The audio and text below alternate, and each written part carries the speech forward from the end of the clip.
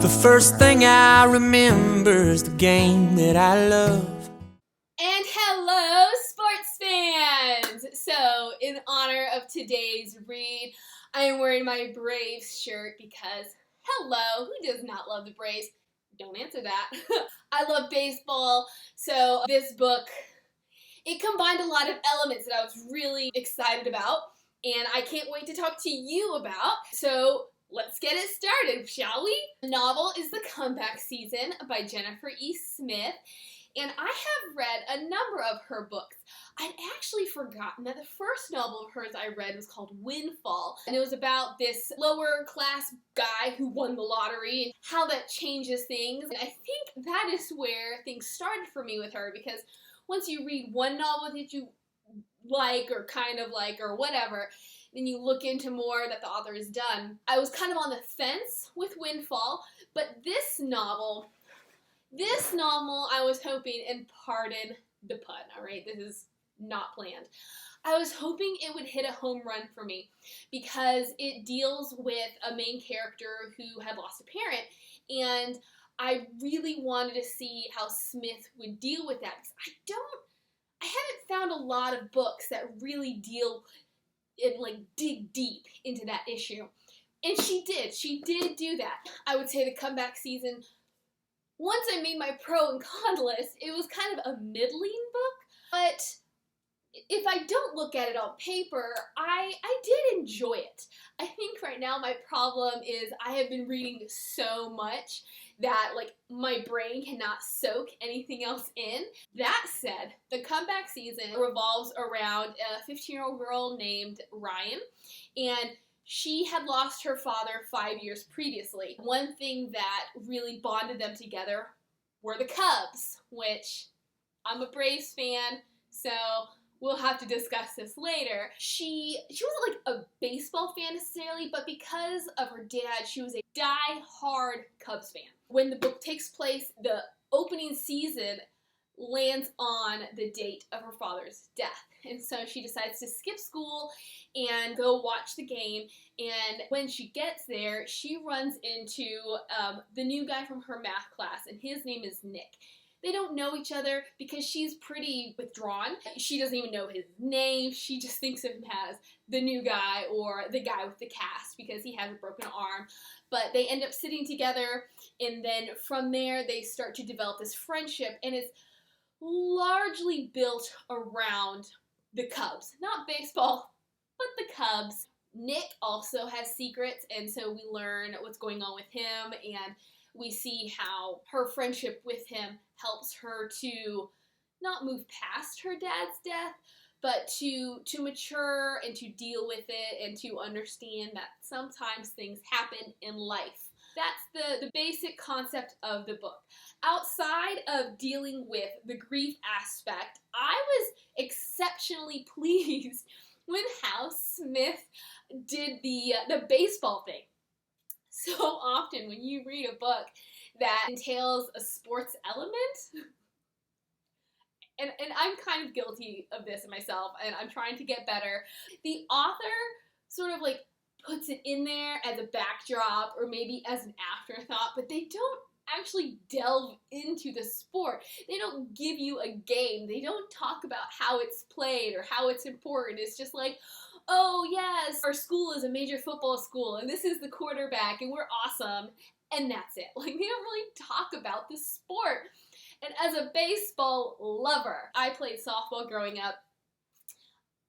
I feel like baseball just gets left behind anyways. So I was just really excited when she actually talked about baseball. Granted, and this is one of the problems I had, she didn't really show us too many games. We would see kind of bits and pieces of games, but largely she just talked about the Cubs. It's funny because if you know anything about the Cubs, you know they have this history of failure. So the fact that she's just focusing on this team that cannot succeed, it's kind of funny. But you know what? Everybody's allowed to have fans. Everybody's allowed to have a favorite team. And I think we should support them all. Love them whether they win or lose. She largely focuses on the history of the Cubs, which is totally awesome because I know of the Cubs. but I really didn't know about their history, the background, and like all the curses and the superstitions that go along with this team and with this field. But I felt like I was in it. Like, I really felt like it was game day and there was excitement and like we really wanted them to win. And while I didn't actually get to see any games, I thought she handled the topic really well. Sometimes it got overwhelming. So here's the thing. I don't know if Ryan's problem or if her inability to interact with other people and her desire to withdraw was a year-round issue, or if it's something that was just that much more prominent during baseball season. And since this book takes place during baseball season, we got a major dose of that. But I kind of wished at times Smith would draw back from the baseball and all the metaphors that she was trying to impart information through and just deal with Ryan's issues. Along with that, so here's a bit of a spoiler. When Ryan meets Nick, she doesn't really know who he is. All she knows is that he's the guy in the cast and that he's a sophomore in her freshman math class. She eventually learns that he has cancer. He has osteosarcoma, which is, it's not leukemia, but it's some kind of blood or bone cancer. So that is why his arm is broken, because he tends to have frailer bones and this and that and the other. We eventually learn this. So I'm telling you, it is at least halfway through the book, like if not more, that we learn what's wrong with Nick. And from there, it's really not discussed. Just like the death of her dad is not really discussed. We are let in on it, but she does not talk to Nick about it, and he is really her only friend. And so I thought that was a bit problematic, that the two biggest issues in their lives are neglected. She never even tells Nick that her dad is dead. Maybe like halfway through-ish, she alludes to it, or maybe a little before, halfway through-ish, she alludes to it. But it's not until almost 75% of the way through does she actually tell him that her dad is gone. And at this moment is really the only moment that they have a moment that they kind of get serious about what's going on and they open up about what's going on in their lives. And that was a huge issue for me, especially because he is her only friend and he may or may not be dying of cancer, and we completely ignore the fact. It is something that weighs heavy on her, but is not something he wants to talk about, and therefore it's not something she wants to talk about. And I just think that was a missed opportunity. Just like her opening up about her dad and possibly healing by talking to somebody else, which reminds me of something else. So she had two best friends as a child, Kate and Sydney. And when her dad died, they were there for her, but their friendship not devolved, but kind of dissolved. She says part of it is just because of age and circumstances and how eventually you just grow apart. But she also feels like her dad's death did have something to do with it, because at some point she just stopped caring.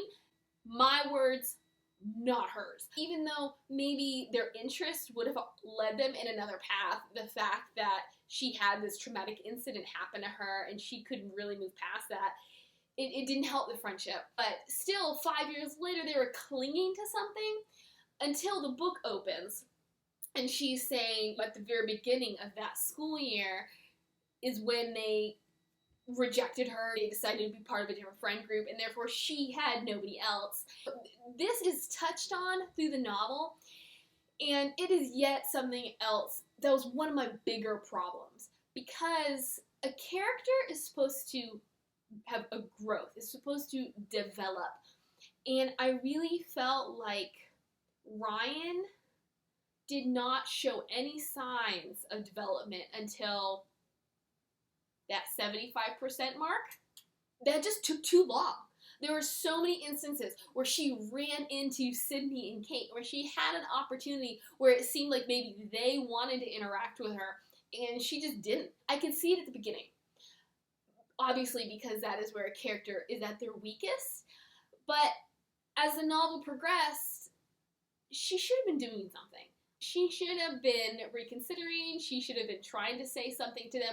Or maybe she just should have been trying to make friends with somebody else. If they are in a social circle that she does not want to be a part of, she shouldn't have to. So why isn't she trying to move on to something else? She is annoying. Let's just put it that way. In the sense that it's kind of a woe is me, but I don't want to be indelicate. Because she really is dealing with some serious emotional issues. Even though it's been 5 years, I can see how it would still be something hard to deal with. The loss of a parent is a really big deal. Although, I did wonder how realistic that is. I've never lost a parent. The closest to me has been a grandparent. But that's a completely different situation. So I don't know how long it really takes to kind of heal emotionally. But as I mentioned, maybe she is having such extreme emotional problems because it is this baseball season, and that is when she misses her dad the most. But it honestly felt like she had lost her dad yesterday. So while I loved how Smith really made Ryan's grief real and deep, I had a really hard time accepting that after 5 years, she had terrible grades because she didn't try at school. She had no friends because she didn't try to make any. She doesn't get along with her stepfather. Well, not doesn't get along, but she doesn't really connect with her stepfather, but that's her fault. She rejects or neglects her little sister. It's behavior you would expect from somebody who had just lost a loved one, not someone who has had 5 years to deal with it, who has been growing and developing emotionally and has hopefully been maturing.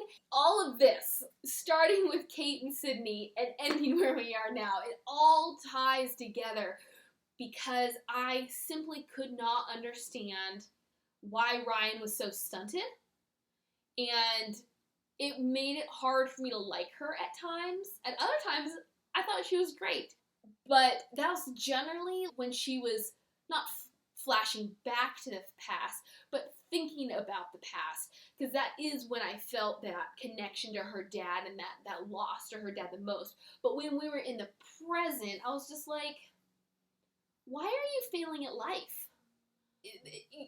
For me, I need a character where there's at least one trait, one characteristic that I can grab onto and have faith in, and I couldn't really get that from her. Even with the baseball thing, both she and Nick love the Cubs, but they don't love baseball. They can do without baseball. I'm like, I love the Braves because they are baseball. I mean, I get it. You love your team whether they win or lose, but for me, the excitement comes from the game they play. And I love the players who are really good at it, and I get passionate because they suck when they shouldn't suck. And like, for them, it's not the game, it's the team. And for me, you cannot have a team without a game. Whatever. I have all kinds of thoughts about, but what bothered me most was that she was just stunted. She lost her dad and she couldn't move forward. And then she really didn't move forward in the novel until the very end. And so I wonder how Smith got away with that. Because she did not reach out to Sydney or Kate until the 90% mark. Honestly, Nick was her only friend. And we didn't even get that much of him until maybe the halfway mark. And even then, he kind of was in and out. So it was still just her. So she was doing, like, spending all of her time by herself, essentially. Even just the acceptance of her dad's death, which I will buy more than anything else. Just because they've been gone a number of years does not mean you've come to terms with them being gone. Just felt like she took a really long time to develop, and that's a huge issue. Another piece of the novel that I thought could have used a little bit more development was the math project that essentially bonded Ryan and Nick. Because the thing is, yes, they ran into each other at Wrigley. They sat and they listened to the game together. But it wasn't until they get back to school and their teacher says, you have a math project, and they partner. Do they really spend any time together or make like a concerted effort to deal with each other? And even then, you know, as I said, Ryan doesn't make any effort. And so she's sitting there and she's kind of bemoaning the fact that she's yet again going to be a third wheel, that nobody's going to want to be her partner, when Nick leans over and says, let's be partners. What they end up doing, like, I'm not even clear about what the assignment is, because the teacher never tells you. Smith never addresses what the project is about. So all we know is that they choose to do something about Cubs stats. I don't think it's even baseball stats, but something about the Cubs and statistics. And that's all you really get. She goes to his house, and that is where you get the first inkling that something's wrong with him. Then, you know, there are mentions of them having worked on it together. And then finally, he approaches her about coming to his house to finish. And she's just like, oh, well, I basically thought we were done. And then she kicks herself because she shouldn't have rejected his advances like that. Then they basically agree to just finish it at the end of lunch. So I thought that could have added another element, another layer, because Ryan's a terrible student. I would have liked to have seen her putting this effort into it, and I would have liked to see exactly what they're doing with these stats. Like, how are we tying the Cubs in to form a friendship and keep it going? And because honestly, like, that's what they bond over, are the Cubs. And this is that initial, outside of that game, this is the initial point where they're like, we have a shared interest, and that is what we're going to coast on. Which roundabout way reminds me of another thing that bothered me. There's a school dance. It's at the end of the year, and everybody's making a big deal out of it, and of course Ryan is like, well, nobody's gonna ask me, I don't even care about this dance. But then she intimates that she would like Nick to ask her, and there are moments when you think he is going to ask her, and it never happens.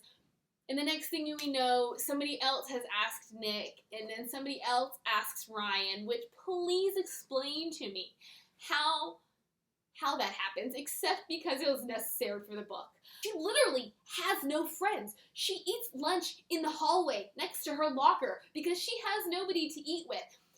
So why is it that a guy is going to buck up the courage to ask her to the dance? Like, she doesn't sound like an interesting person.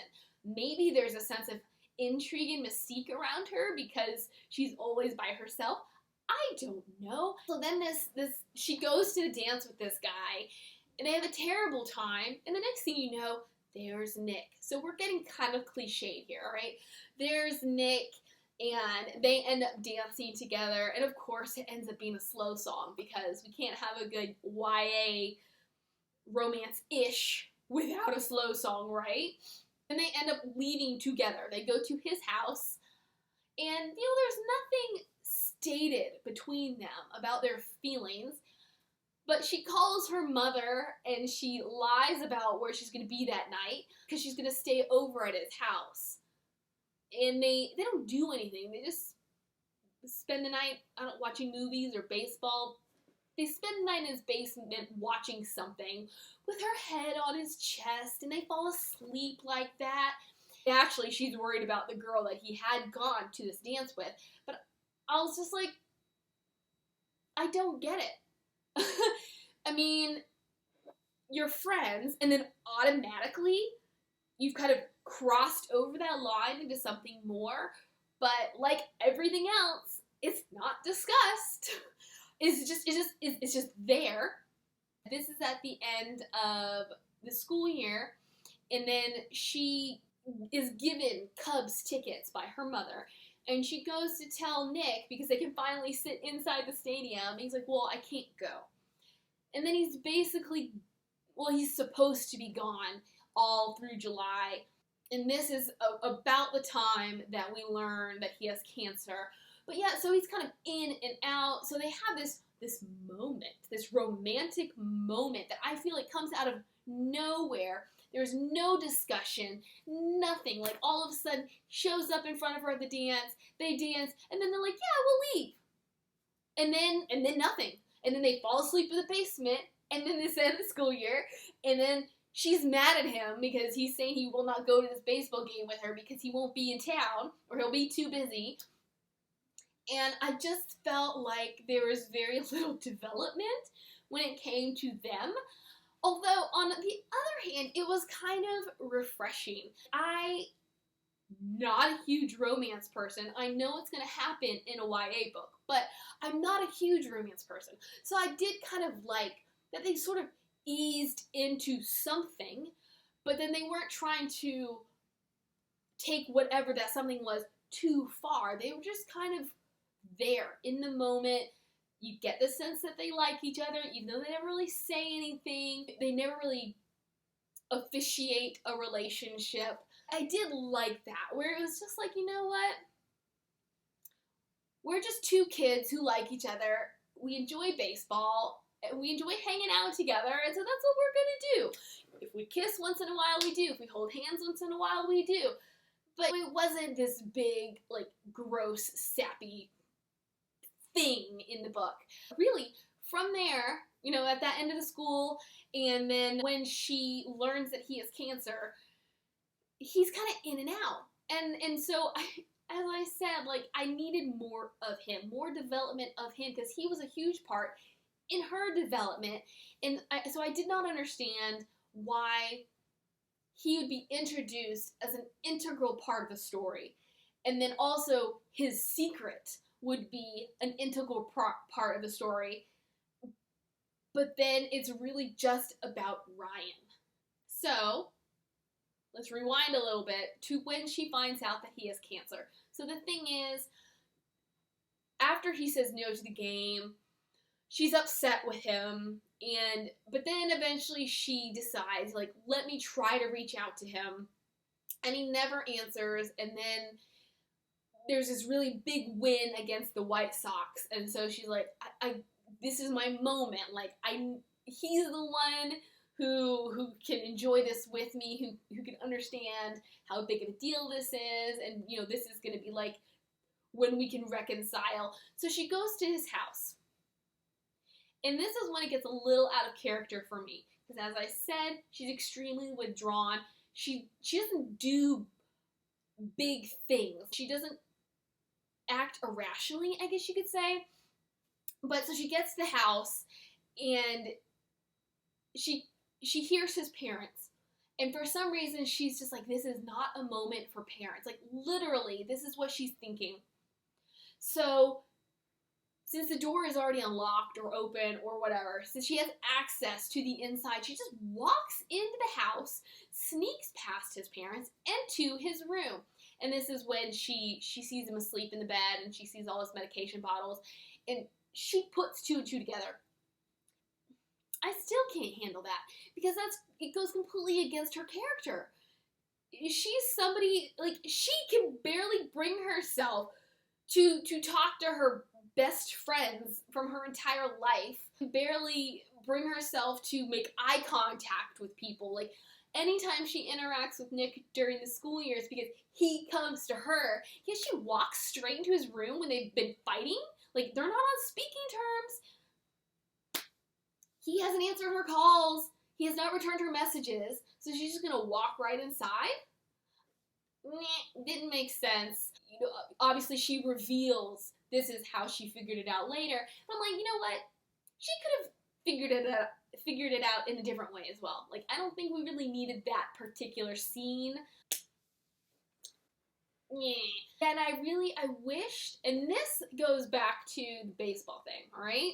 So I know I'm shooting off in different directions, but I wished I'd gotten more baseball.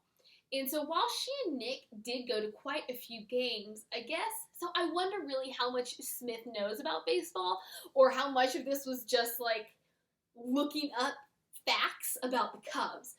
Because Nick and Ryan never go into the park to watch a game. They're just never, they're not able to get tickets. So they're always sitting outside. So I think that is how Smith got around her lack of baseball knowledge. But as I said, the mother had gotten Ryan tickets. And since Nick won't go with her, and she literally has no other friends, her stepdad goes with her. And I thought this was another missed moment, because Ryan expects it to be a bad time, and therefore it is a bad time, because she does no work. It doesn't really matter to me if he doesn't understand baseball, if he doesn't like baseball. But the thing is, he agreed to go with her, so he is making an effort. And I really wish she had made an effort too to try to bring him into her world, even though it's kind of an off-limits world, because it's sort of where she and her dad are. But I really wish that instead of sitting there sulking the whole time and thinking how stupid he is for comparing things to golf, like, I wish she had seen, all right, so he's trying to understand by equating it to what he does understand, so we don't see any of the game. Like, so it was two missed opportunities, you could say. It was a missed opportunity to actually experience a baseball game, and it was a missed opportunity for her to make an effort. There's no growth or development in her until the very end of the novel, and that's just too late. So I thought this would have been a great time to sort of get it going. Like, no, she and Kevin do not need to be besties right away. But she can finally see, because he's been her stepdad for a number of years, so she can finally see he's not half bad. Like, I should give him a chance. And there's just none of that. Anyway, so we're going to move on before I get too crazy. Yes, so I think some of my problem with the baseball angle is also because I'm a Braves fan and I'm not a Cubs fan, and so this deluge of Cubs information, while I thought it was interesting, I was just like, whoa, I don't really care that much. Especially because she made, like, everything was a metaphor. Everything had meaning. Like, the characters could not reference baseball with it having to be a life lesson. And maybe if it were about the Braves, I'd be okay with it. But because the Cubs are not my team, I was like, I've had enough. That's about it. I know I made it sound like this was a bad book. I think part of it is just my expectations, and I would have liked to seen some things done differently, but it's a really great book for teenagers. It's pretty simple, but it deals with some major issues that I think are important. And as I said, for anybody who's dealt with the loss of a parent and grief, this is one to check out, because I have not really run across, especially YA novels, that deal with how hard it is to not have someone around. Like, so much of who they are was tied up in this other person, and now it's like they're the only one who cares. And things are moving on without them. They don't really know how. And so Total recommendation. I probably won't read it again. In any case, go Braves, and happy reading!